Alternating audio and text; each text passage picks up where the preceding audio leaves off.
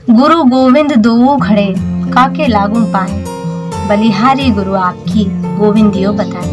Hello friends, मैं हूं भानु शर्मा और हर बार की तरह उपस्थित हूं इस बार भी एक नई कहानी के साथ, एक नए टॉपिक के साथ। कहते हैं बच्चे एक कच्ची मिट्टी की तरह होते हैं जिन्हें एक शिक्षक अपने हाथों से एक सुंदर कलश के रूप में घड़ता है या अपनी मनचाही आकृति में घड़ता है, जिसे बाद में पूरी दुनिया देखती है। प्राइमरी स्कूल की एक शिक्षिका कक्षा 5वीं में उस दिन क्लास में गई और उसने रोज की तरह अपना एक वाक्य बोला, गुड मॉर्निंग बच्चों, लव यू ऑल, और अपना पढ़ाने का काम शुरू करने लगी। मगर क्लास में एक बच्चा था, राजू नाम का, बिल्कुल भी किसी भी काम में बिल्कुल भाग नहीं लेता था, बिल्कुल चुपचाप एकदम शांत मन से बैठा रहता था। उसके कपड़े भी बिल्कुल मैले कुचैले थे। शिक्षिका को बस वो बच्चा बिल्कुल अच्छा नहीं लगता था, क्योंकि वो बिल्कुल सुनता ही नहीं था कोई बात। शिक्षिका को ऐसा लगता था कि ये जानबूझकर मुझसे ऐसा करता है, मेरा कोई कहना नहीं मानता। इसलिए शिक्षिका को उस बच्चे पर बहुत गुस्सा आता था। शिक्षिका का गुस्सा इतना बढ़ गया कि जब भी वो अपनी कक्षा में कोई भी बुरी चीज का उदाहरण पेश करती ना, उसमें उस लड़के का एग्जाम्पल दे देती थी और सारे कक्षा के बच्चे फिर उस लड़की की तरफ देखकर बहुत हंसते, उसका बहुत मजाक उड़ाते और वो बच्चा कुछ नहीं कहता था, बस नीचे ऐसा सिर करके सुनता रहता था सारी बातें। हाफ ईयरली एग्जाम हुए। जो रिपोर्ट कार्ड होते हैं उसमें हाफ ईयरली तक बच्चे ने कितनी प्रोग्रेस करी, ये शिक्षक को नोट करना होता था। उस शिक्षिका ने भी सारे बच्चों के रिपोर्ट्स कार्ड में उनकी जो प्रोग्रेस हुई थी वो नोट की और उन रिपोर्ट्स कार्ड को प्राचार्य महोदय के पास चेक करवाने के लिए गई। प्राचार्य महोदय ने सारे बच्चों के कार्ड्स देखे, मगर जब राजू का कार्ड उनके हाथ में आया तो उन्होंने उस शिक्षिका को बुलाया। उन्होंने शिक्षिका से कहा कि अरे, राजू के कार्ड में तो कोई भी प्रोग्रेस नहीं है, इसमें तो सारी कमियां बताई गई हैं। क्या 6 महीने में उस बच्चे ने बिल्कुल भी प्रोग्रेस नहीं करी? बस फिर क्या था, शिक्षिका ने अपनी शिकायतों का अंबार लगाना शुरू कर दिया। उन्होंने राजू में इतनी कमियां बताई कि प्राचार्य महोदय ने कुछ भी नहीं कहा और रिपोर्ट्स कार्ड उन्हें देकर वापस जाने को कह दिया। दूसरे दिन शिक्षिका अपनी क्लास में रोज की तरह आती है, तो उस दिन उसके टेबल पर प्राचार्य महोदय ने राजू के पहली से लेकर चौथी तक के जो रिपोर्ट कार्ड्स थे पुराने वाले, वो रख दिए थे। शिक्षिका ने जैसे ही उन्हें देखा तो उन्होंने कहा, अरे ये तो राजू के रिपोर्ट्स कार्ड हैं। उत्सुकतावश उन्होंने तीसरी क्लास का रिपोर्ट कार्ड उठाया, देखा तो उसमें राजू के बहुत अच्छे मार्क्स थे। वो अपनी क्लास में टॉपर बच्चा था, उसने अपनी क्लास में टॉप किया था। उस कार्ड में लिखा हुआ था कि राजू एक बहुत ही इंटेलिजेंट लड़का है, बहुत ही आज्ञाकारी लड़का है, जो अपने हर शिक्षक का बहुत सम्मान करता है, अपने हर शिक्षक की बहुत रिस्पेक्ट करता है, उनका हर कहना मानता है और हर एक्टिविटी में बराबर से भाग लेता है। शिक्षिका को आश्चर्य हो रहा था, उसे विश्वास नहीं हो रहा था कि ये कैसे हो सकता है। उसने राजू की तरफ देखा, फिर उस रिपोर्ट्स कार्ड की तरफ, कुछ समझ में नहीं आया। उसने फर्स्ट सेकंड के भी देखे, उनमें भी बिल्कुल ऐसा ही था। जब शिक्षिका ने चौथी क्लास का रिपोर्ट्स कार्ड उठाया तो उसमें लिखा था कि राजू की माँ बहुत बीमार है, इसलिए राजू की पढ़ाई पर ध्यान नहीं दे पा रही है और राजू धीरे धीरे पढ़ाई में पिछड़ता जा रहा है। उस रिपोर्ट्स कार्ड के साथ एक पर्ची लिखी थी।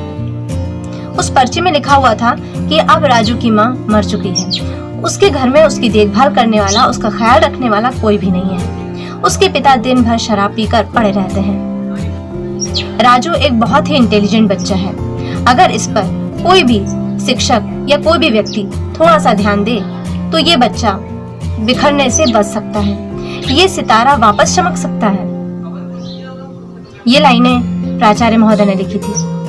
इन लाइनों को पढ़ते हुए शिक्षिका के आंखों से आंसू बह रहे थे। उसे अपने आप पर बहुत गुस्सा आ रहा था कि उसने राजू को इतना गलत नोटिस किया, इतना गलत जांचा।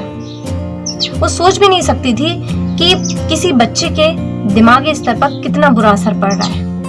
वो अपनी पर्सनली जो लाइफ है उसी में इतना कुछ झेल रहा है और ऊपर से मैं भी उसे यहाँ इतना टॉर्चर कर रही हूँ। बच्चा कितना सहता होगा। ये सोच सोच के उस शिक्षिका के दिमाग पर एक बहुत बड़ा सा बोझ जो था वो थम गया। उसे बहुत बुरा लग रहा था उस दिन।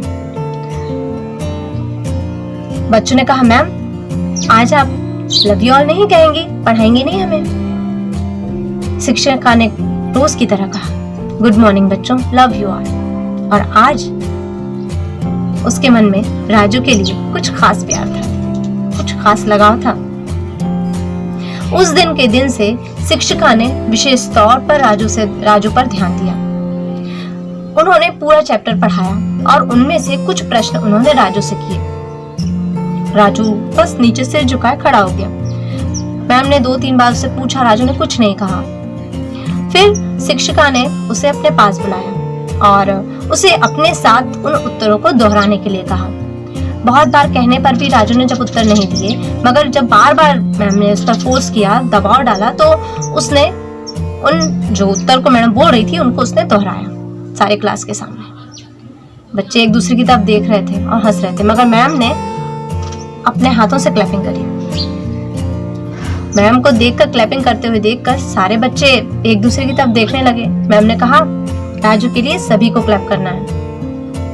और पूरी क्लास ने उस दिन राजू के लिए क्लैपिंग करी, क्योंकि राजू ने उन उत्तरों को बोला था पहली बार। राजू ने सिर उठाकर ऊपर पूरी क्लास को देखा और फिर मैम को देखा। उसे यकीन नहीं हो रहा था कि जो मैम पूरी क्लास के सामने बुरा उदाहरण मुझे बनाती थी, पूरी क्लास मेरा मजाक उड़ाती थी, आज वही टीचर मेरे लिए क्लैपिंग कर रही है। सारे बच्चे मेरे लिए क्लैपिंग कर रहे हैं। वो बच्चा इतना खुश हुआ। उस दिन राजू थोड़ा सा मुस्कुराया और चला गया, बैठ गया अपनी प्लेस पर। दूसरे दिन फिर वही चीज, मैम ने पूरा चैप्टर समझाया, राजू से प्रश्न पूछे। फिर उस दिन मैम ने अपने उत्तर को कहा और राजू ने दोहराया। फिर से उसके लिए क्लैपिंग हुई। ऐसा ही 1 हफ्ते तक चलता रहा। 1 हफ्ते बाद राजू से फिर मैम ने कुछ क्वेश्चन किए, मगर उस दिन राजू ने उन प्रश्नों के उत्तर खुद से दिए। मैम को जवाब नहीं देना पड़ा, उत्तर नहीं बताना पड़ा।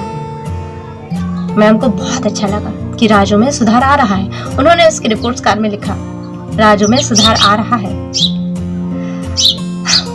वो उसकी एक एक गतिविधि को डेली नोट करने लगी और पूरे मन से प्रयास करने लगी राजू को वापस अपनी पुरानी स्थिति में लाने में। देखते ही देखते एग्जाम आ गया। राजू ने कक्षा में 2nd रैंक पाई और अब तक वो साफ सुथरे कपड़े भी पहनने लगा था। कुछ अपने बालों पे कंघी भी करके आने लगा था। शायद वो अपने कपड़ों को खुद धोना सीख गया था अब तक, और शायद कंघी करना भी।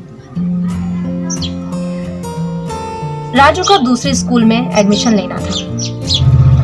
दूसरे स्कूल में एडमिशन लेने से पहले कक्षा के सभी बच्चों ने अपनी शिक्षिका के लिए गिफ्ट लेकर आए। सभी ने बहुत सुंदर सुंदर कागजों में गिफ्ट लेकर आए थे। राजू ने एक पुराने से पेपर में अपने गिफ्ट को बांध कर लेकर आया था। वो बिल्कुल ऐसा सुकड़ा हुआ अलग रखा हुआ था। शिक्षिका ने सारे गिफ्ट देखे, उनको हटाकर वो वाला गिफ्ट उठाया जो एकदम पुराने उसमें रखा हुआ था। राजू का गिफ्ट था। उन्हें सबसे पहले राजू का गिफ्ट उठाया। तो बच्चों ने देखा मैडम की तरफ कि मैडम ने इसका गिफ्ट क्यों उठाया। तो मैम ने जैसे इसको खोला तो उसमें एक इत्र की शीशी रखी हुई थी और एक कंगन रखा होता है 1 हाथ का। मैम ने लिया, उस कंगन को अपने हाथ में पहन लिया और जो इत्र की शीशी थी उसका इत्र अपने ऊपर छिड़क लिया। राजू बहुत मुस्कुराता हुआ मैम को देख रहा था। मैम ने राजू को अपने पास बुलाया कि तुम्हारा गिफ्ट बहुत सुंदर है। तो राजू ने कहा, मैम आज आपसे मेरी माँ की तरह खुशबू आ रही है। बस मैम तो निशब्द हो गई थी, कुछ बोल ही नहीं पा रही थी। इससे बड़ा दर्जा और क्या हो सकता है उसके लिए। एक बच्चे से जिससे वो इतनी नफरत करती थी, उसी बच्चे ने उसे अपनी माँ का दर्जा दे दिया था। उस दिन के बाद राजू दूसरी कक्षा में चला गया, मगर हर साल आखिरी में वो एक लेटर लिखता था और अपने रिपोर्ट्स कार्ड की कॉपी मैम को सेंड करता था और बोलता था, और अपने पूरे साल के टीचर्स के बारे में वो बताता था कि इस साल में मुझे ये टीचर मिले, मगर मैम कोई भी आपसा नहीं था। धीरे धीरे ये क्रम भी खत्म होता गया। मैम ने इंतजार करना छोड़ दिया। शायद उन्हें लगा कि राजू आप कहीं दूसरी जगह पढ़ रहा होगा या कहीं दूसरे काम करने लगा होगा, क्योंकि पढ़ाई तो अब उसकी खत्म हो चुकी थी। एक बार मैडम के घर एक लेटर आया। मैम ने उठाया लेटर और उसमें एक पत्रिका थी, उसमें शादी की डेट लिखी हुई थी और एक साथ में लेटर था। उस लेटर में लिखा था कि आपको इस दिन शादी में इस जगह आना है। प्लेन के टिकट इसमें आने और जाने के दोनों तरफ है और आपको जरूर से आना है। अगर आप नहीं आएंगी तो ये शादी भी नहीं होगी, आपके बिना ये शादी हो ही नहीं सकती। और नीचे लिखा था, आपका डॉक्टर राजू। मैडम की आंखों से एकदम झरझर से आंसू बहने लगे। मैम ने अपने आप को रोक नहीं पाई, अपने पति से अनुमति ली और निश्चित दिन पर वो वहां पर गई। बहुत देर हो चुकी थी उस दिन। उन्हें लगा कि शायद समारोह खत्म भी हो गया, मगर जैसे ही वो अंदर एंट्री करी तो उस दिन उस समारोह में उस शहर का सबसे अमीर से अमीर व्यक्ति, जितने भी पढ़े लिखे थे, मतलब सारे शिक्षित वर्ग, डॉक्टर, इंजीनियर, सारे उस शादी में आए थे और सब देख रहे थे गेट की तरफ कि ऐसा कौन है जिसके लिए शादी अभी तक रुकी हुई है, मुहूर्त भी निकल चुका है। मगर जैसे ही उस शिक्षिका ने अंदर एंट्री करी, स्टेज पर से राजू दौड़ता हुआ आया और उनका हाथ पकड़ लिया। उस हाथ में मैम ने वही राजू का कंगन पहना हुआ था।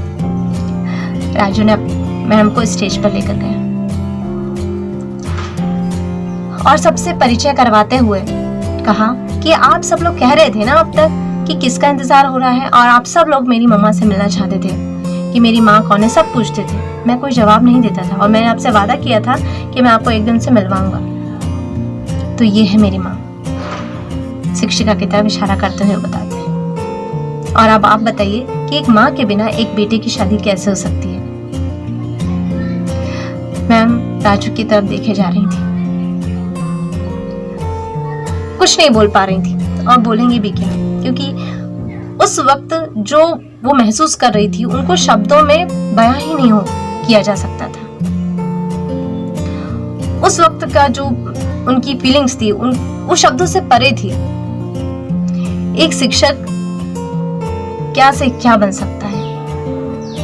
निश्चित रूप से शिक्षक बिल्कुल ध्यान नहीं देता कि वो कितने बच्चों को कितनी ऊंचाइयों तक पहुंचा देता है और वो उन बच्चों के मन में अपने शिक्षक के लिए कितनी फीलिंग होती है, कैसी फीलिंग होती है।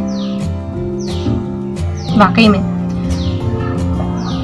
गुरु का दर्जा सबसे ऊपर है। एक शिक्षक भगवान, माता पिता क्या नहीं बन सकता। एक शिक्षक दोस्त होता है, एक शिक्षक माँ होता है, एक शिक्षक पिता होता है, एक शिक्षक भगवान से भी बढ़कर होता है। क्या नहीं होता शिक्षक। तो फ्रेंड्स, अगर आपको आज की कहानी पसंद आई हो तो प्लीज मेरे वीडियो को लाइक करें और शेयर करें, और अगर आप मेरे चैनल पर नए हैं तो प्लीज मुझे सब्सक्राइब जरूर करें, ताकि मेरी कहानियाँ, मेरी बातें, मेरे टॉपिक आप तक पहुँच सकें। मिलते हैं नेक्स्ट वीडियो में एक नई कहानी के साथ, एक नए टॉपिक के साथ।